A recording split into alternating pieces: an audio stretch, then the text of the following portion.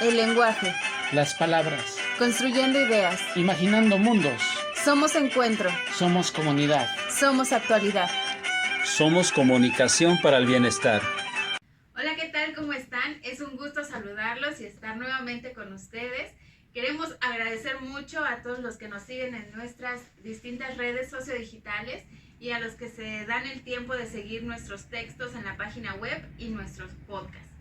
Y bueno, hoy es un gustazo estar acompañada de mis compañeros de viaje, Arturo Carrasco.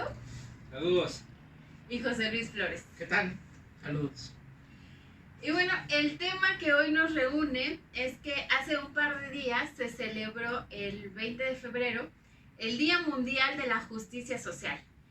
Y bueno, es un tema bastante polémico, pero que pareciera que tiene ahí algunas luces, ¿no? Algunos caminos. Y el reto que hoy nos hemos planteado es un poco desmenuzar estos conceptos y tratarlos de bajar a la practicidad social, al bienestar social. Y bueno, vamos a comenzar con el mayor de los retos, que es tratar de conceptualizar o acercarnos a la conceptualización de la justicia. José Luis, cuando hablamos de justicia, por lo común nos referimos a un ambiente legal, ¿no? A un sistema jurídico, y ahí es donde lo ubicamos, en el tema de las leyes, a dar a cada quien lo que le corresponde, pero también lo podemos ubicar en un tema económico, ¿no? Un tema de justicia, pero incluso ahí se habla de términos legales como los derechos. ¿Tú consideras que es correcto o que es un buen lugar ubicar a la justicia en el ámbito jurídico o en el ámbito económico? Yo creo que no está mal que pertenezcan a esos ámbitos, desde luego, pero creo que habría que visibilizar o analizar la justicia a partir de otras miradas, e incluso a partir de otras miradas mucho más próximas, mucho más cotidianas, por así decirlo.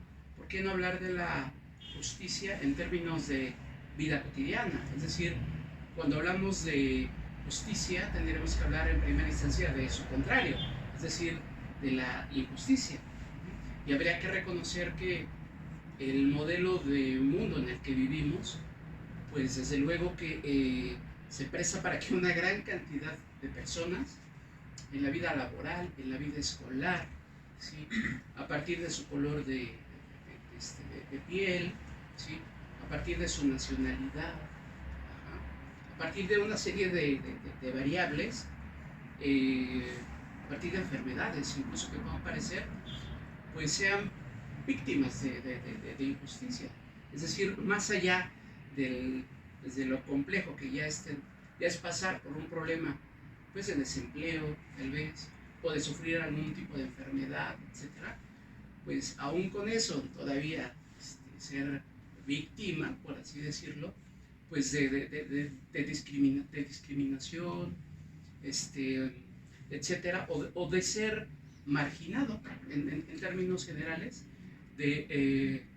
por ponerte solo un ejemplo, el acceso a la educación, ¿sí? El acceso a la salud.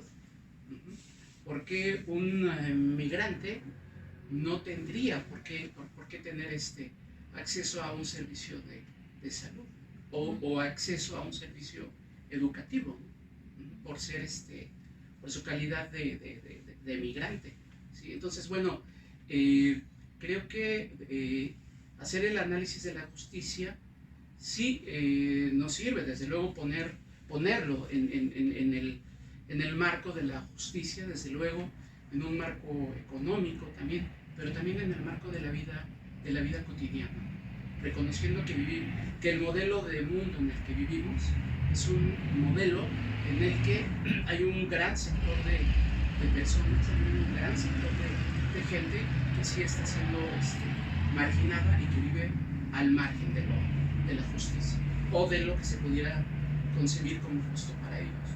O de los marcos jurídicos, ¿no? Incluso no tienen las personalidades jurídicas necesarias para tener acceso a esta gama de derechos, ¿no? O del marco económico, o del marco laboral, etcétera. Sí, es correcto. Eduardo, hemos tenido unos días previos a esta grabación muy complicados porque les cuento que esta discusión sobre la justicia social nos puso en muchos aprietos epistemológicos, conceptuales. Toda esta discusión que hemos tenido previo a esta grabación, ¿cómo te cambia la visión de la justicia para... ¿Cómo se la, digamos, la quitamos un poco del terreno jurídico y la socializamos más, como dice José Luis, cómo la bajamos a la vida cotidiana y no la pensamos en abstracto como algo que está ya en un compendio de leyes o en unos papeles a los que pocos pueden tener acceso y decidir a quién se le puede otorgar esta justicia? Sí, gracias por tu pregunta. Este Día Internacional de la Justicia Social, las Naciones Unidas recuperan trabajos de la Organización Internacional del Trabajo y ponen el foco de atención en cuestiones económicas. Y un poco abonando lo que dice José Luis, hay una generalización en donde se podría asumir que la justicia es la adhesión al marco legal. Aunque bueno, en México muchos de nosotros sabemos que la adhesión al marco legal es perfectamente legal, pero eso no significa necesariamente que sea justo de suyo, ¿no? Si sacamos la comprensión de la justicia del marco económico y del marco jurídico, quizás podríamos tener una comprensión un poco más amplia de lo que es justo, más allá, insisto, de lo legal y de lo económico. No por menospreciar estos dos aspectos de la justicia, me parecen muy importantes, pero me parecen limitados en su alcance y en su proyección, ¿no? Pensar en la justicia como el pacto de convivencia armónica implica también regionalizar y particularizar en diferentes comunidades y en diferentes espacios públicos la comprensión de lo que es justo y bueno. Se asume un poco esta idea del jus naturalismo, aunque los marcos jurídicos, por lo menos de las últimas 3 décadas, han generado un entramado que es de suyo injusto, que ha producido efectos nocivos, efectos perniciosos para el mismo sistema.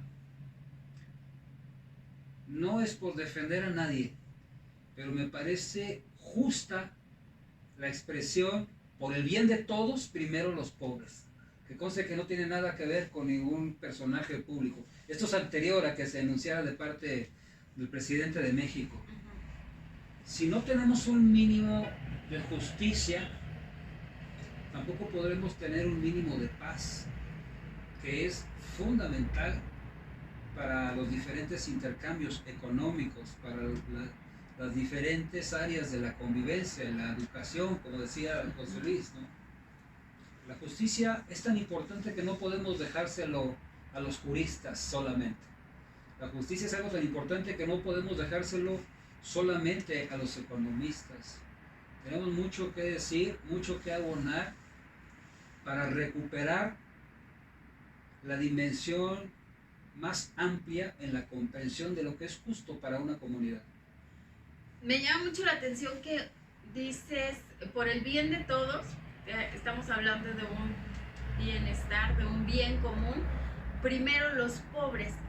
Y me llama mucho la atención la palabra pobres, porque hemos hablado nosotros en diferentes intervenciones que la pobreza no la podemos entender solo como la carencia de un recurso material, ¿no? En este caso, dinero, sino que en la lógica del bienestar hay diferentes niveles de pobreza y la pobreza se manifiesta de muchas formas, ¿no? El acceso a la educación, que no tiene nada que ver con que tengas algún recurso material o no. En este contexto de pandemia, el acceso a un sistema de salud de calidad, aunque tengas acceso material o no. Es decir, puedes tener mucho dinero en tu cuenta bancaria, pero si no tienes una buena salud, entonces ya estás en un grado de pobreza, ¿no? En esta lógica del bienestar. Sí, déjame comentar, la década de los 70 hubo una identificación de una teología latinoamericana que se enunciaba con una opción preferencial por los pobres. Hoy ese entendimiento, porque también podría ser una lógica economicista, la del pobre, ¿no? De los efectos perniciosos del sistema económico, pero hoy en día la categoría de pobre no se limita exclusivamente a una condición económica, ¿no? Que tiene que ver también, insisto, pero también hay una opción preferencial por las personas vulneradas, que no son exclusivamente pobres económicamente hablando, sin excluirlos, desde luego, pero también tiene que ver con los pueblos originarios, con las víctimas del feminicidio, con los periodistas que ponen en riesgo su vida por hacer una buena labor periodística, con los promotores y defensores de derechos humanos, con las personas que cuidan y defienden la tierra, el agua y el territorio, con las personas que migran forzadamente por fenómenos meteorológicos o por condiciones de trabajo o por condiciones de seguridad también, ¿no? Vamos, este pobre de la opción preferencial de la teología latinoamericana de los 70 ahora tiene diferentes rostros que no son exclusivamente económicos, ¿no? Y muchos de estos rostros se hacen visibles en este contexto, ¿no? O sea, se habla mucho de las brechas que se quedan en evidencia, pero no nada más las económicas, sino brechas de género, por ejemplo, ¿no? En este tema de la equidad, brechas en el acceso a la educación, brechas en el acceso a la salud y todo lo que comentas. La brecha digital, súper importante.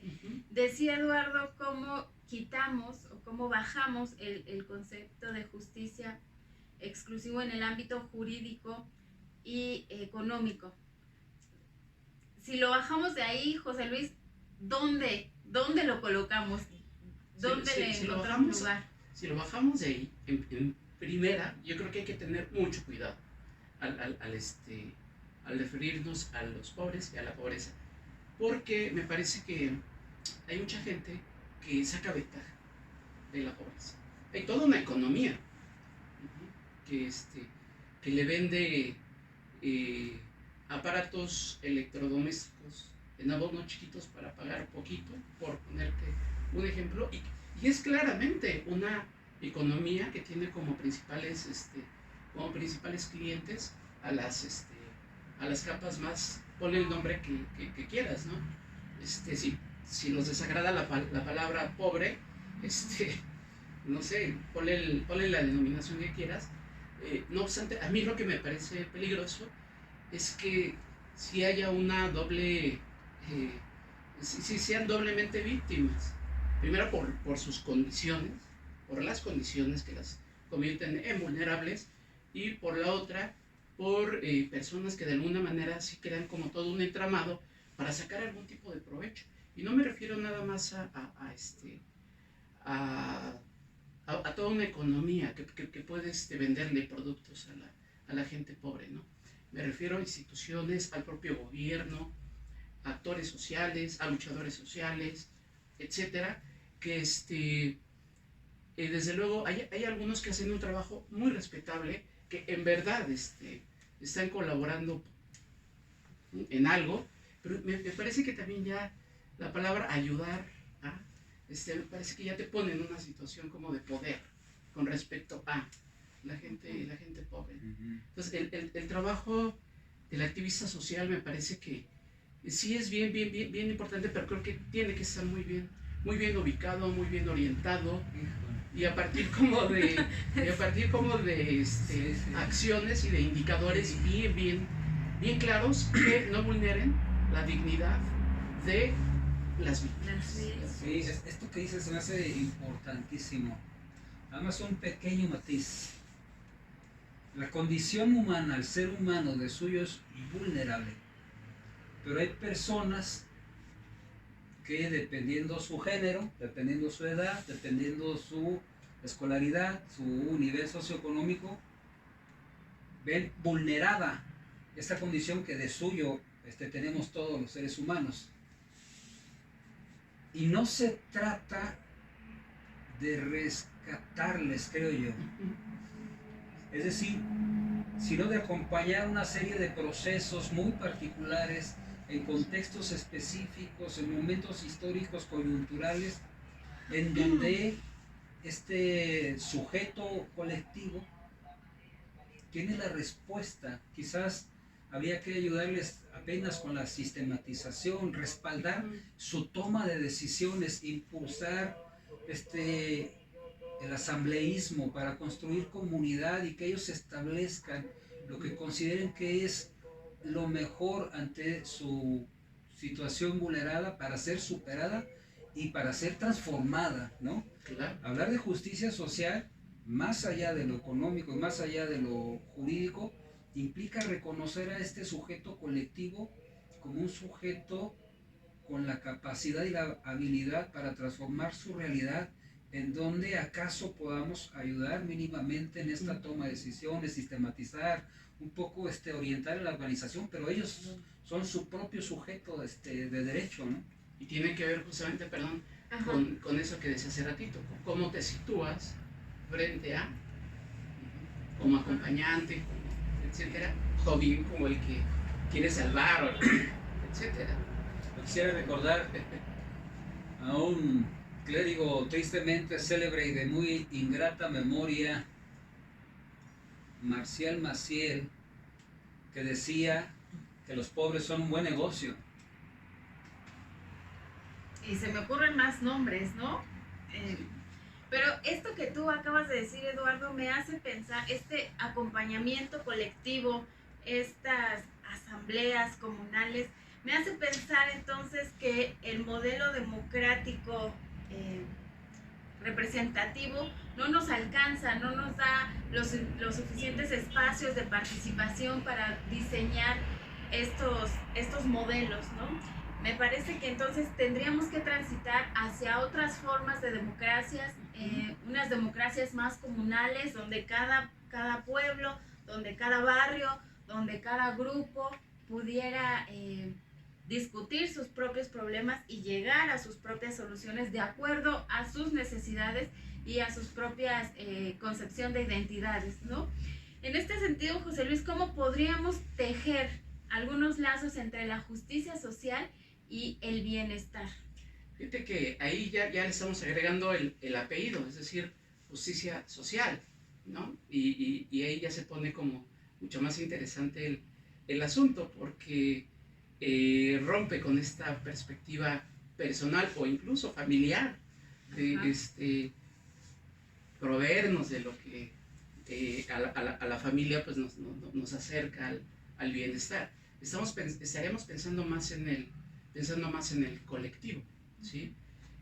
Una de las cosas que de repente me encontré que pusieron a dudar un poquito con respecto a la conceptualización que ha habido de la justicia social es la palabra igualdad, ¿no? Es decir, un reparto igualitario, etcétera. Entonces, cuando hablamos del colectivo, estamos hablando de que pues, a lo mejor no todos los pueblos requieren lo mismo, tienen las mismas necesidades, ¿sí? Satisfacen, tienen acceso al bienestar de la misma manera, ¿sí? Entonces, me parece que, como tú bien lo comentas, pues necesitamos un modelo de democracia pues muchísimo más participativo, deliberativo, ¿cómo le podemos llamar? Una metademocracia, una microdemocracia que apele a estos grupos, a estos colectivos, y que ellos de sí mismos pues, puedan decidir qué es para ellos bienestar y qué significaría para ellos el acceso al bienestar. Porque por otro lado, los indicadores a partir de los cuales se mide el desarrollo, el bienestar, etcétera, suelen ser como indicadores muy utilitaristas, muy cuantitativos, ¿no? ¿Sí? El ingreso monetario, si tienes trabajo o no tienes trabajo, etcétera, y dejan de lado como otros elementos bien interesantes que hemos mencionado en esas mismas emisiones, como puede ser la satisfacción, como puede ser el capital social, la confianza, la satisfacción consigo mismos, ajá, el amor tal vez incluso, ¿sí? La felicidad. La felicidad, claro. Uh-huh. Entonces sí, me parece que la justicia social o el bienestar en abstracto, pues me parece que suena un poquito hueco de sí mismo. Me parece que tendría que ir acompañado de esa justicia social y esa búsqueda por el bienestar, como de otros elementos, uno de ellos súper importante, la democracia. Es decir, la participación, la discusión, para decidir justamente qué es lo que requiere cada, no sé, unidad habitacional, por poner un ejemplo, cada manzana, cada colonia, cada calle, cada municipio, ¿sí? Cada lote, etcétera. Seamos capaces de ser sociedades que discutan, que participen. Ese me parece que sería un modelo de democracia meta, micro, como le queramos llamar. En esta discusión de la justicia social nos hemos encontrado como varias limitantes conceptuales y a veces hasta contraposiciones, ¿no? Que en ciertos momentos hasta nos pusieron a dudar sobre el alcance, el verdadero alcance, la verdadera utilidad de la justicia social en los modelos económicos y políticos en los que nos desarrollamos. ¿Crees que en este contexto, en México, de este contexto, la justicia social tiene cabida? ¿Cómo lo podemos mejorar? ¿Se está aplicando? ¿Lo estamos entendiendo bien partiendo de ahí? ¿Qué balance le podemos dar? Vamos, es una aspiración más allá de lo económico, pero netamente política. Más allá de lo jurídico, sí, pero político en el entendido del interés público, ¿no? Con los matices regionales y comunitarios específicos correspondientes. Creo que la comprensión de democracia también de suyo, yo no sé cuántos legisladores federales ni cuántos legisladores estatales regresan a sus distritos y hacen recorridos periódicos como cuando se buscaba el voto, ahora para recoger las impresiones y las expectativas de su propio electorado. Ahora que 450 buscan la reelección, no estaría nada mal que además de buscar el voto, también busquen y diagnostiquen de primera mano lo que está pasando en sus respectivos distritos, pensando en los diputados federales, pero los estatales tienen la misma responsabilidad. O de ahí quieren saltar a gobernadores o gobernadoras. Alcaldes. Sí, sí. Hay una renta electoral. Por eso la democracia electoral se ha limitado a aventar un papel en una urna cada 3 o cada 6 años. La democracia participativa tendría que incluso exigir resultados legislativos, exigir resultados de gobierno a todos aquellos que se beneficiaron de nuestro propio voto. Este es un compromiso de ciudadanía enorme, no gigantesco, porque en un momento dado, como decíamos desde hace rato, hay un entramado jurídico legal heredado en México de 30, 40 años que hace que haya decisiones perfectamente legales, aunque sean completamente contrarias a la justicia. Sí. Y bueno, de ahí la idea, que no es mía, hay muchos teóricos, pero recuerdo ahorita a John Rawls, la necesidad de una resistencia, de una desobediencia civil ante los marcos jurídicos que atentan contra la justicia social, ¿no? ¿A qué te refieres con desobediencia civil? Vamos, que no tenemos por qué respetar leyes que sean irrespetables, ¿no? Hay una serie de condiciones jurídicas en nuestro país que han sido resultado de la trayectoria, de la lógica política del sistema, de las últimas 3 o 4 décadas, vamos, que han determinado un marco jurídico que todavía está vigente en muchos aspectos, pero que es contrario a la justicia, ¿no? Es contrario a la justicia. Y ahí, bueno, los ciudadanos tenemos el legítimo derecho, apelando a la justicia, no al marco legal, de hacer valer nuestros derechos, ¿no? De hacer valer nuestros derechos. Ahora mismo, el caso de la pandemia, una de las recomendaciones fundamentales y parece ser básica, lavado frecuente de manos. ¿Cuántas comunidades en México carecen de agua potable? ¿No?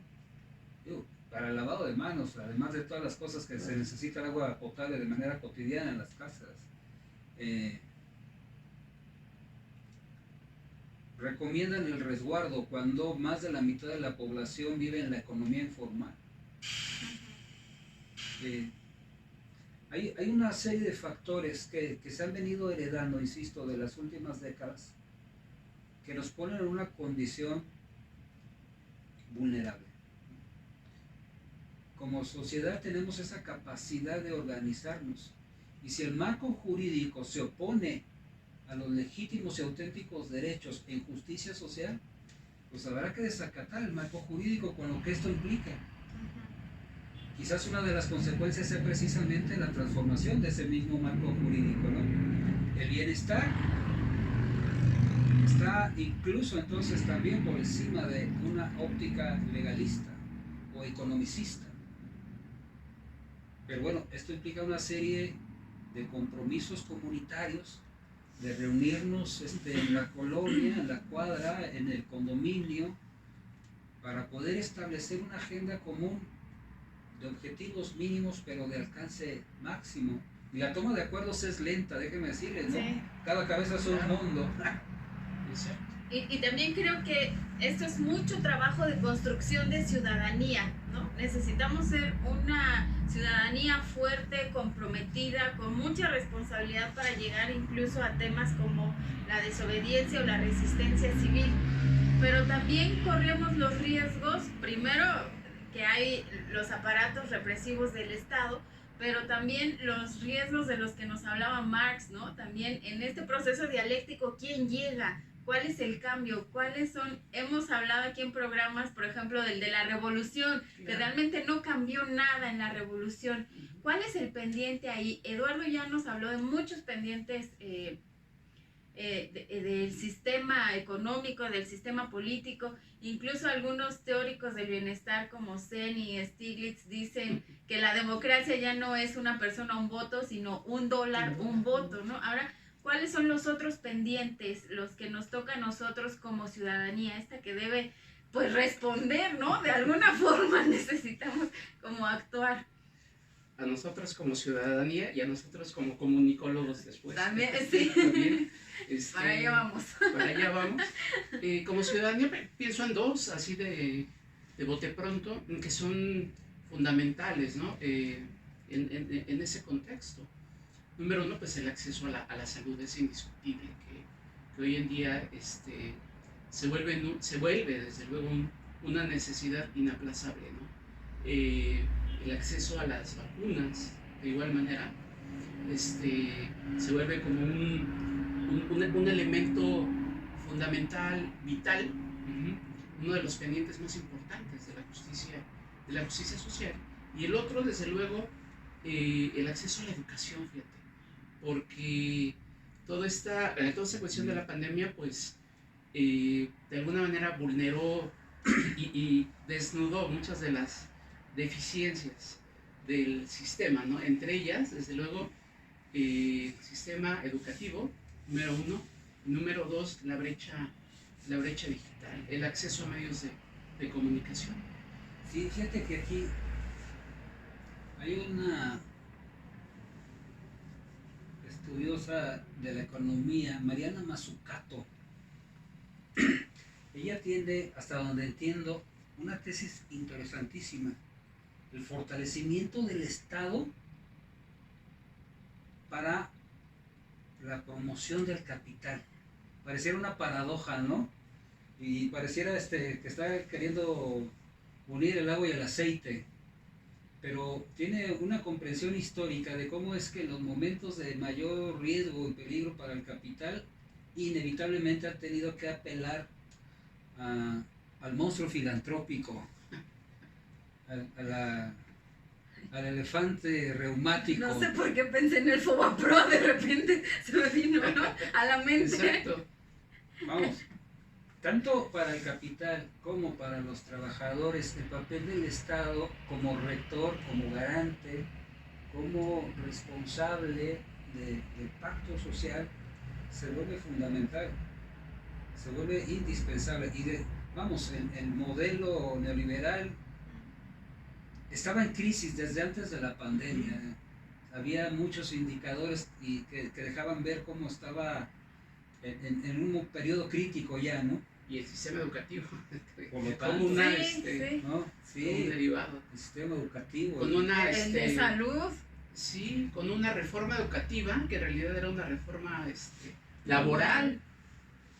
Era otra vez la lógica economicista de la educación, ¿no? El desmantelamiento de diferentes estructuras. ¿Quién sabe cómo esté la lectura del gobierno federal?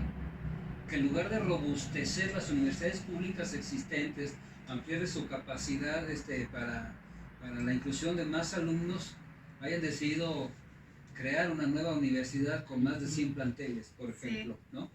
Algo vieron por ahí, pero bueno, esta idea del fortalecimiento del Estado para que sus responsabilidades en el pacto social sean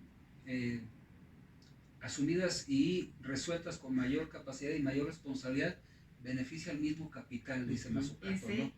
Es una necesidad estratégica para todos los sectores de una comunidad. Yo le había prometido a uno de nuestros seguidores que no iba a utilizar mucho la palabra me parece peligroso, pero aquí, perdóname, pero la voy a usar. Me parece peligroso porque incluso en México he visto gente que se dice de izquierda y ha caído justamente en estas trampas de lo que ahora se llama liberalismo, que no es más que un neoliberalismo disfrazado, ¿no? Y que está cayendo en estas trampas, que la única salvación es voltear al capital, dejarlo hacer, dejarlo pasar, porque de ahí va a venir la bonanza, ¿no? Los propios empresarios, algunos muy cercanos al gobierno federal, siguen creyendo en esta lógica de pirámide y de desarrollo goteo por goteo, ¿no? Lo que me sobra lo voy chorreando hacia los más largos. Deudas sociales, deudas del capital, deudas del aparato de Estado. Ahora, como comunicólogos, ¿cuál es nuestro papel? Y luego pasamos a cuáles son nuestras deudas. Hablábamos de esos modelos de democracia, más allá de esos modelos, ¿cómo les podemos llamar? Políticos, electorales, en donde el ciudadano lo es, en tanto cumple 18 años y está en condiciones de ir a votar. Me parece que habría otros modelos, que yo los llamé microdemocracias o metodemocracias, en donde desde luego tendría que ver con los acuerdos, con la discusión, con la comunicación humana. Me parece que ahí está el trabajo de los comunicólogos. De alguna manera es un trabajo educativo propio y educativo hacia nuestros alumnos, hacia la gente que nos rodea. Es decir, sacar el concepto de comunicación del entorno de los medios, que es en donde generalmente se pone, y de nueva cuenta llevarlo hacia la vida cotidiana, es decir, hablar en términos de comunicación humana. La comunicación como una herramienta para generar las discusiones, para generar los acuerdos, para generar la deliberación, ¿sí? Para externar lo que me hace falta, a mí, a mi familia, a mi condominio, a mi unidad habitacional. Me parece que en México sí estamos como muy carentes de esa cultura de discusión que en algún momento comentamos. Lo tienen otros países como Cuba, tal vez como ya como un ejemplo muy, muy concreto, los niveles de argumentación, los niveles de debate, etcétera, me parece que corresponden al entorno de la comunicación humana, pero me parece que eso pasa primero por eh, comunicólogos, por profesores, por gente que está como, por investigadores, que están como muy vinculados con el concepto de comunicación y habría que, insisto, sacar el concepto de comunicación pues del entorno, de los medios y humanizarlo. Desde luego, ver a la comunicación como una condición de la vida social, desde luego, ¿no? Y que nos permitirá, desde luego, deliberar. De hecho, la palabra discutir en México tiene una connotación un tanto negativa, ¿no? Es decir, discutir es como, se entiende como pelear, como estar en desacuerdo, como llevar la contra o algo por el estilo. Y no tiene por qué ser necesariamente una discusión, el tener un elemento pues negativo o peyorativo o de pleito o algo por el estilo, ¿no? Me parece que la discusión tendría que ser el intercambio, ¿sí? La argumentación y, y la búsqueda de los acuerdos, desde luego, ¿no? Yo creo más en ese tipo de democracia como aspiración que al modelo de democracia pues representativa, ¿no? Política, electorera, etcétera, ¿no? O sea que así como hay una necesidad de bajar el concepto de la justicia de este ámbito subjetivo a la vida cotidiana, también hay una necesidad de bajar el concepto de comunicación de la mediatización y de la teorización a la práctica cotidiana, a lo que tú y yo podemos hablar, porque en la jerga cotidiana también, no nada más esto que tú, la palabra discusión, ¿no? Hay otras expresiones que llevan una carga negativa a la comunicación humana, como parece chiste, pero es anécdota, el tenemos que hablar, ¿no? El tan temido tenemos que hablar, si es como la condición humana. ¿Por qué tendrían que darnos miedo hablar si precisamente en este diálogo es donde podemos encontrar los acuerdos, pero incluso los desacuerdos? Tú lo comentabas antes de entrar a cuadro, tú comentabas que incluso en los desacuerdos hay un ejercicio comunicativo, ¿no? De comunicación humana. Vamos, es que se podría hacer un acuerdo, que no hay acuerdos, ¿no? Sí, y pensar en una democracia participativa. Es decir, que nuestra responsabilidad ciudadana no se agota en una urna. Nuestra responsabilidad ciudadana tiene que ver con el seguimiento a aquellos que hemos elegido para que nos representen, aquellos que hemos elegido para que administren el recurso público que es de todos, pero también en la deliberación de lo que tiene que ver con nuestro entorno inmediato, ¿no? Que a veces escapa a estas esferas de gobierno establecidas en el sistema, ¿no? Esta parte que decía José Luis es importantísima, de la comunicación humana, de la comunicación para la democracia, y yo diría también de la comunicación social, porque una vez que hemos tomado acuerdos, aunque el acuerdo sea que no hay acuerdo, habrá que socializar este resultado entre aquellos que por X o Y no participaron, entre aquellos que estén interesados en lo que estamos haciendo en este pequeño sector del país, que también podría servir como una escuela comunitaria para esos espacios en donde no hay todavía esta deliberación, donde la gran parte de la ciudadanía, yo entiendo que vivimos en un país con muchos retos, no tiene ni siquiera el tiempo para dedicarle a una asamblea semanal, barrial, colonial del pueblo, ¿no? Pero que es indispensable. Y bueno, si en alguna ocasión llegamos a faltar, que la memoria, que el boletín, que el pequeño periódico comunitario, el perifoneo, etcétera, estos pequeños ejercicios de comunicación también mediada, pero para un pequeño sector, me parece que tienen mucho que aportar, mucho que dar, ¿no? El ejercicio del intercambio en la asamblea, comunicación humana, pero recuperar esta memoria, sistematizarla y presentarla en un producto de comunicación social para esta comunidad, ¿no? No nos interesa que que trascienda más allá de ni siquiera de nuestro barrio. El objetivo es que esta comunidad esté informada y que sepa qué es lo que está pasando y que sepa qué es lo que estamos decidiendo la mayoría de los que hemos participado ahí, ¿no? En el idioma, incluso en el que se pueda entender en esa comunidad. Sí, sí, hay que codificarlo, ¿sabes? Y entonces la democracia recupera sentido participativo. Más allá de lo electoral, más allá de la democracia representativa, entonces viene la democracia participativa. Pero esto significa un esfuerzo de todos, ¿eh? No se trata nada más de estar conectados ahí en la plataforma. Hay que ver qué está pasando en la esquina, por qué hubo un accidente allá, cuáles fueron las condiciones que lo provocaron, qué está pasando con la seguridad, qué está pasando con el alumbrado público, qué está pasando con la educación, qué está pasando con el dispensario médico, qué está pasando con la clínica, etcétera, ¿no?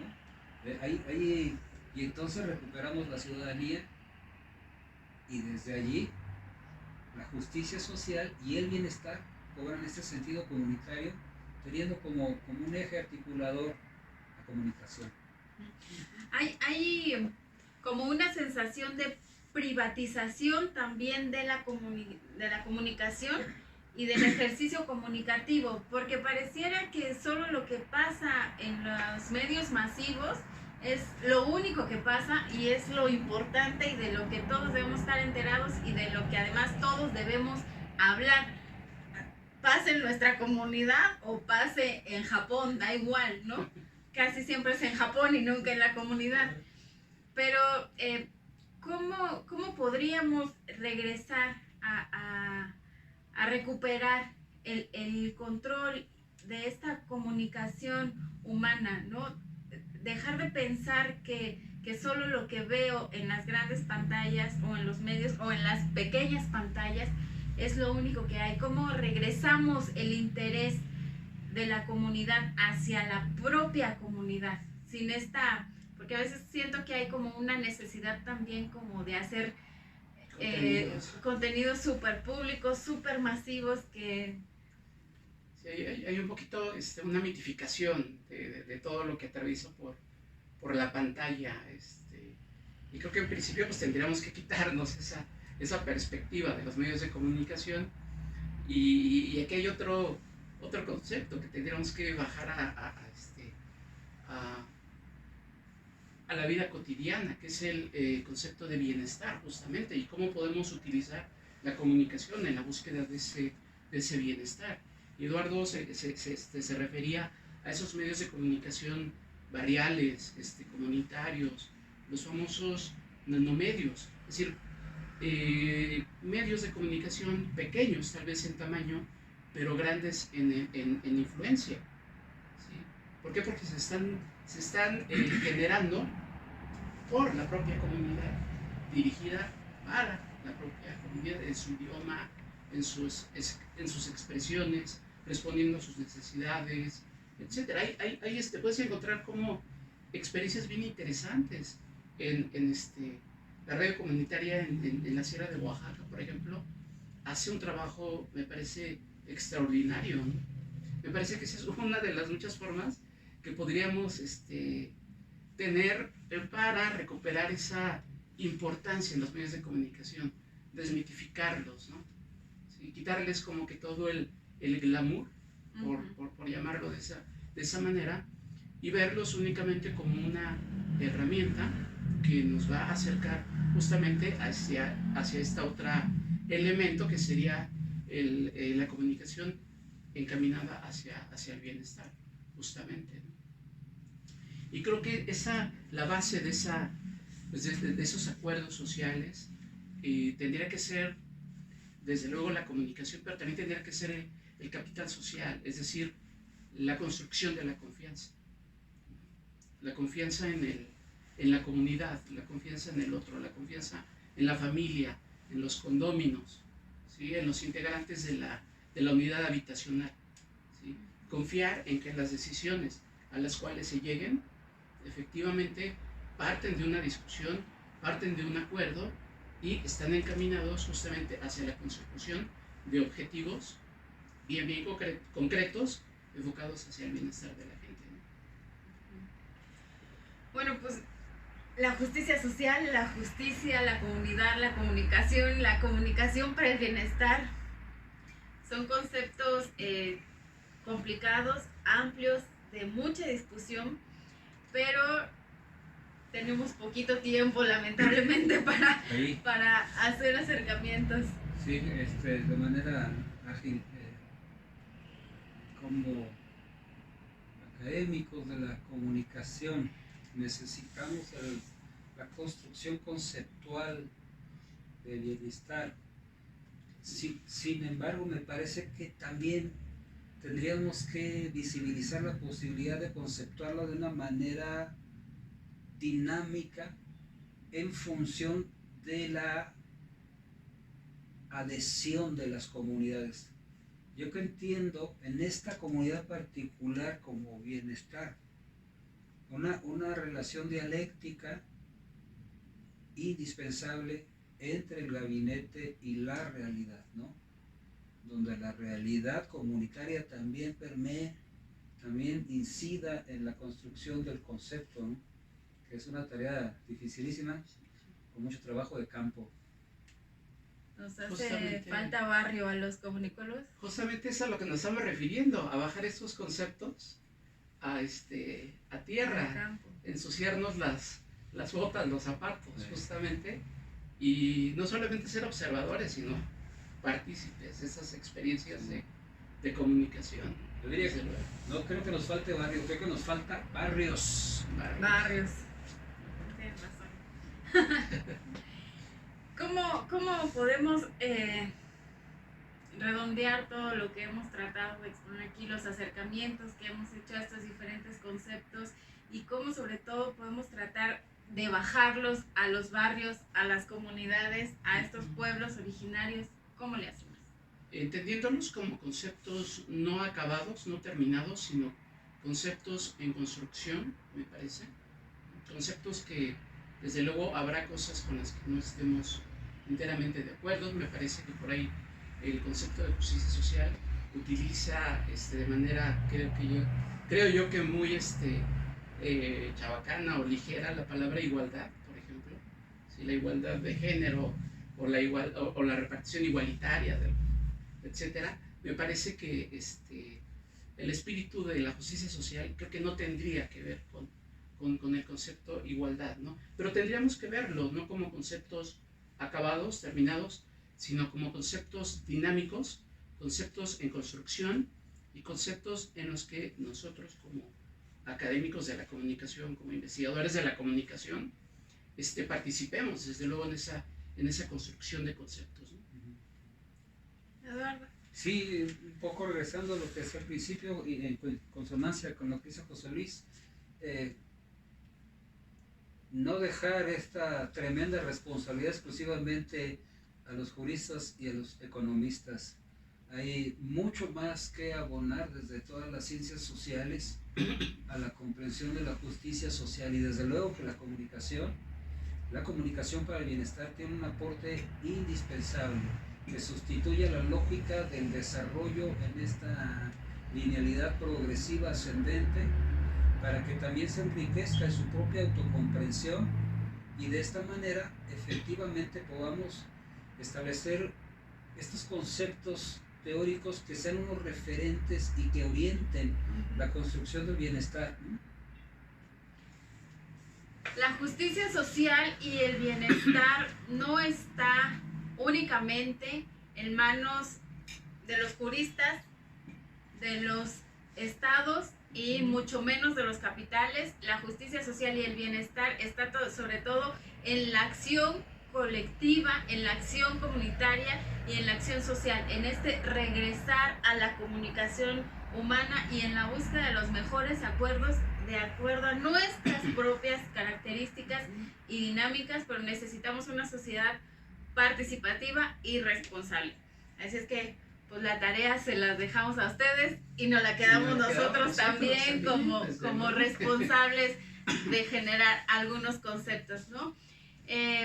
Los invitamos a que nos sigan mandando sus comentarios a nuestro Facebook, a nuestro Twitter. Les agradecemos mucho a quienes nos siguieron en nuestro en vivo la semana pasada.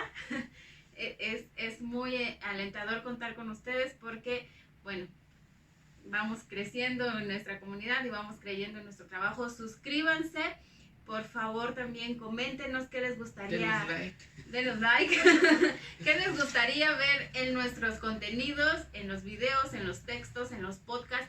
¿Cuáles son los temas que a ustedes les interesan? ¿Cuáles son los temas que a su comunidad les interesan y les están afectando? ¿Cómo podemos llegar a mayores acuerdos? Pues muchas gracias y nos vemos la próxima semana. Saludos a Texas. Saludos, Texas. Saludos, Texas. ¡Ánimo! Adiós. El lenguaje. Las palabras. Construyendo ideas. Imaginando mundos. Somos encuentro. Somos comunidad. Somos actualidad. Somos comunicación para el bienestar.